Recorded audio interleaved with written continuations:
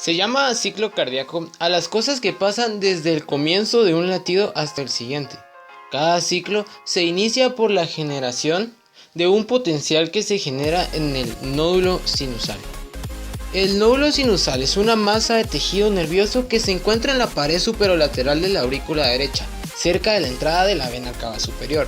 El potencial nace en el nódulo sinusal y baja por ambas aurículas. Después, a través del haz auriculoventricular, pasa a los ventrículos. El camino que sigue el potencial forma un retraso de poco más de 0.1 segundos en el paso del potencial de las aurículas a los ventrículos. Es por esto que se contraen las aurículas antes que los ventrículos.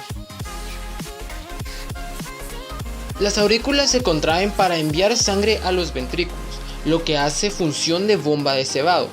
¿Qué significa esto de bomba de cebado? Bueno, hay que aclarar que el 80% de la sangre pasa de forma natural de las aurículas al corazón.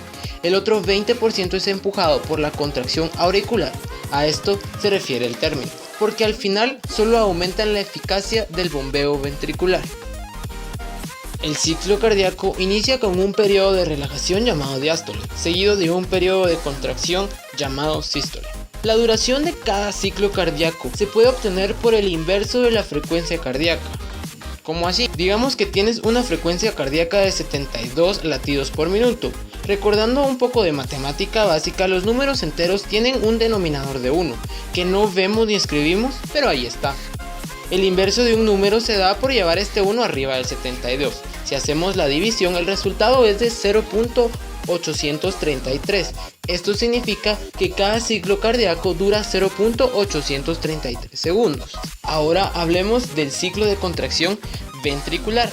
Los ventrículos al contraerse tienen varios periodos bien diferenciados. Inicia en el periodo de contracción isométrica. En este periodo aumenta la presión ventricular, ya que se da contracción pero no hay vaciado. Este periodo dura entre 0.02 y 0.03 segundos. Aunque es poco tiempo, este tiempo es suficiente para que se acumule la presión suficiente como para abrir las válvulas aórtica en el ventrículo izquierdo y pulmonar en el ventrículo derecho.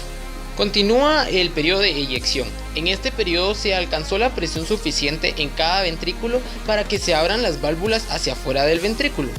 En el ventrículo derecho la presión para que se abra la válvula pulmonar es de un poco más de 8 milímetros de mercurio. Es poco, pero suficiente. Y en el ventrículo izquierdo la presión para abrir la válvula aórtica es de más de 80 milímetros de mercurio. Si dividimos este ciclo en tres partes, en la primera parte sale el 70% de la sangre. Este tercio se conoce como periodo de eyección rápida. En las siguientes dos partes sale el 30% restante. Estos tercios se llaman periodo de eyección lenta.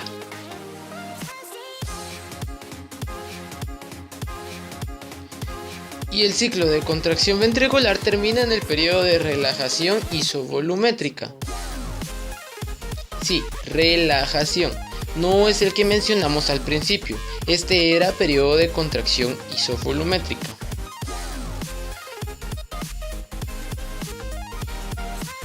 Aquí la sístole y el ventrículo se relajan de forma súbita.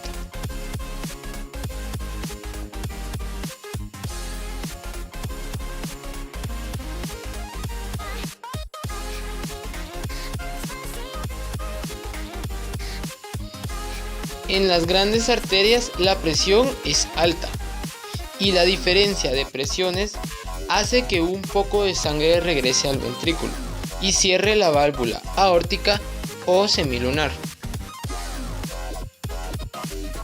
Esto sería una visión general del ciclo cardíaco, pero hay un detalle más para tener en cuenta. Todos hemos escuchado sobre la presión arterial y sistólico sobre diastólico. La presión arterial se mide de distintas maneras, pero ¿qué es la presión sistólica y la presión diastólica? Pues bien, la presión sistólica es la presión con la que la sangre sale del ventrículo izquierdo a la base de la aorta. Sencillo.